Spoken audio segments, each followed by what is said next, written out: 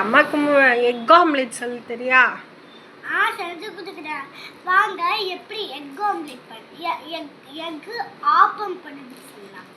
ஆப்பமா? Egg appam பண்ணுது சொல்லலாம். நீங்க எல்லாம் எக் ஆம்லெட் பண்ணிருக்கீங்க, நிறைய எக்லேயே நிறைய டிஷ் பார்த்துக்கிறீங்க. ஆனால் எக் ஆப்பம் பார்த்துக்கிறீங்களா? வாங்க நான் உங்களுக்கு செஞ்சு காட்டுறேன்.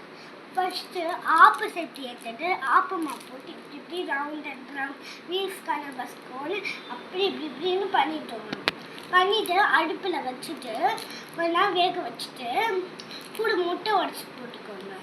முட்டை உடச்சி போட்டுட்டு அப்படியே அதையும் வேக வச்சுட்டு கூடவே கூட்டுக்கப்புறம் ஒரு பொடித்தூள் இருக்குல்ல, மேலாக்க பரப்பரன்னு ஆனியன் போட்டுட்டு அதுக்கப்புறம் ஒரு கரண்டி நெய் எடுத்துக்கோங்க. மேலாக்க பரப்புன்னு போட்டு விட்டுக்கோங்க.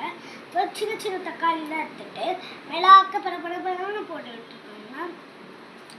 அதுக்கப்புறம் தான் இதுக்கு மெயின் ஜூஸ் லைட்டாக பெப்பர் போட்டு விட்டுட்டு அப்படியே கொஞ்ச நாள் வேக வச்சுட்டு அப்புறம் அது மாதிரி வேக வச்சுட்டு அப்படியே பிளேட்டில் எடுத்துட்டு அப்படியே தோசை எப்படி வேக வைப்போம்னா அதே மாதிரி வேக வச்சுருங்க.